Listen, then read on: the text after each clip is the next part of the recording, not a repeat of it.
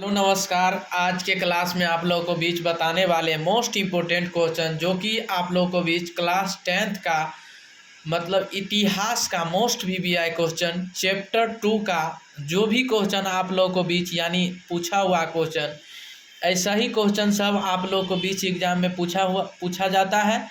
तो कंटिन्यू आप लोग ध्यान देंगे और साथ ही साथ हमारे साथ बने रहेंगे। तो साथ ही साथ मेरे प्यारे दोस्त और भाई और बंधु, आप लोग इसे सबसे पहले सब्सक्राइब भी कर लीजिए, लाइक भी कर लीजिए और शेयर भी कर लीजिए, ताकि जब जब लाइव क्लास आऊँ तो आप लोगों को भी ज़रूर मिल सकूँ। तो चलिए आप लोगों को भी सबसे पहले आज हम बताएंगे राष्ट्रीयवाद का अर्थ होता है क्या, राष्ट्रीयवाद है क्या। तो सबसे पहले आप लोगों को भी चैप्टर ये जो है मोस्ट इम्पोर्टेंट क्वेश्चन, ये क्वेश्चन जो बताने वाले हैं ये 2 चैप्टर का है। तो राष्ट्रीयवाद है क्या यानी राष्ट्रवाद है क्या, राष्ट्रीयवाद का अर्थ होता है क्या। यानी राष्ट्रवाद का अर्थ होता है कि अपने राष्ट्र यानी अपने राष्ट्र के प्रति प्रेम की भावना, एकता की भावना तथा एक समान यानी चेतना राष्ट्रवादी कहलाता है। क्या कहलाता है, ध्यान दीजिएगा।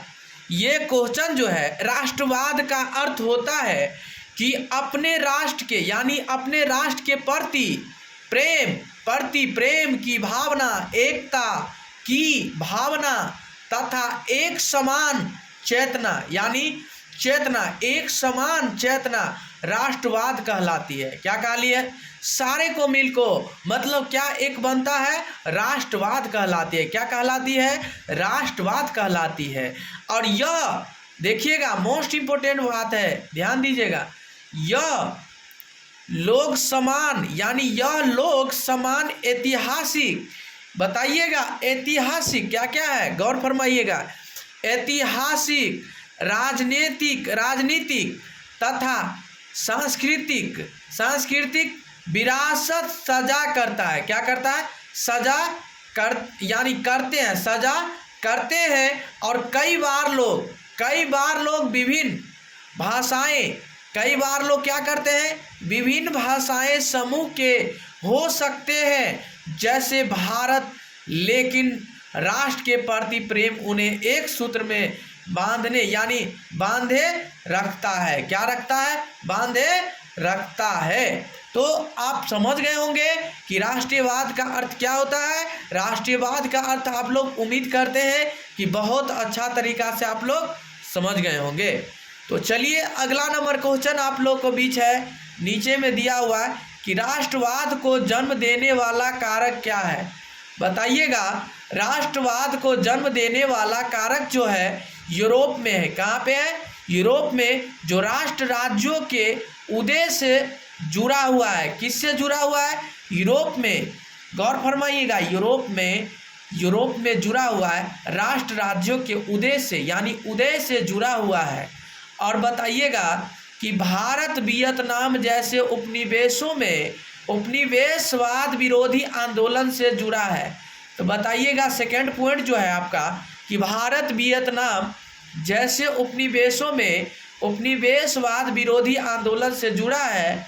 कंटिन्यू आप लोग बने रहें और साथ ही साथ शेयर करते रहिए। तो चलिए आपको अगला नंबर कुछ बात बताते हैं, मोस्ट इम्पोर्टेंट क्वेश्चन जो कि आपको बहुत भयंकर क्वेश्चन है। और कंटिन्यू आप लोग ध्यान देते रहिएगा और कंटिन्यू जुड़े रहिएगा और कंटिन्यू इसे आप लोग शेयर करते रहिएगा। तो बताइएगा चला आपका क्वेश्चन जो है मोस्ट इम्पोर्टेंट क्वेश्चन है, बातें हैं मेरे प्यारे दोस्त और भाई और बंधु, ध्यान दीजिएगा कि भारत में राष्ट्रवाद की भावना यानी ध्यान दीजिएगा, भारत में राष्ट्रवाद की भावना पनपने के कारक यानी पनपने का कारक जो क्या है कि आपको फर्स्ट पॉइंट जो है साहित्य लोक कथाओं, गीतों और चित्रों के माध्यम में राष्ट्रवादी का प्रसार। क्या है, साहित्य लोक कथाओं यानी कथाओं, गीतों और चित्रों के माध्यम से राष्ट्रवाद का प्रसार, ठीक है। और सेकंड पॉइंट आपका रहा कि भारत माता की छवि रूप लेने लगी। भारत माता की, ध्यान दीजिएगा कि भारत माता की छवि रूप लेने लगी। क्या लेने लगी? छवि रूप लेने लगी। और लोक कथाओं द्वारा राष्ट्रीय पहचान, क्या है? राष्ट्रीय पहचान, क्या है? राष्ट्रीय पहचान, क्या? ध्यान दीजिएगा। और अगला नंबर, चिन्हों और प्रतीकों के प्रति जागरूकता होना। सबसे पहले क्या होना? जागरूकता होना। और यानी उदाहरण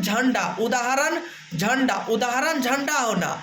और ध्यान दीजिएगा, इतिहास की पूर्ण